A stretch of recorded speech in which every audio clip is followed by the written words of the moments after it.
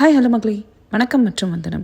இந்த ஊரில் நாங்கள் எப்படிப்பட்ட பேசிக் வாட்டர் ஃபில்டர் யூஸ் பண்ணுறோம் அப்படின்றத பார்க்க போகிறோம். இது பேர் D-Scale. உப்பு நம்ம பைப்பில் படிஞ்சிரும், அதனால் ப்ரெஷர் கொஞ்சம் கம்மியாகும், பைப்பை மாற்றணும், அந்த மாதிரி நிறைய தொந்தரவு கொடுக்கும் இல்லையா. அதெல்லாம் இதை பண்ணாது.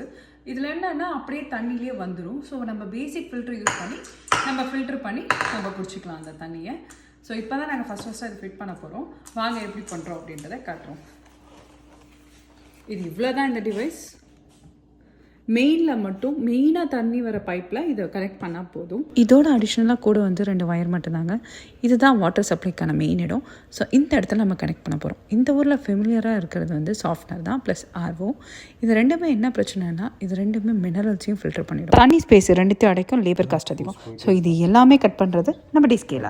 இதில் 2 சைட்லையும் இருக்க அந்த எலக்ட்ரோ மேக்னெட்டிக் வயர் தான் நம்ம செடிமெண்ட்ஸை கண்ட்ரோல் பண்ணி நம்மளுக்கு தண்ணியை ஃபில்டர் பண்ணி அனுப்பும். சப்ஸ்கிரைப் பண்ணிட்டு கிளம்புங்க. நான் இப்போ ரெஸ்ட் எடுக்கிறேன். பாப்பா.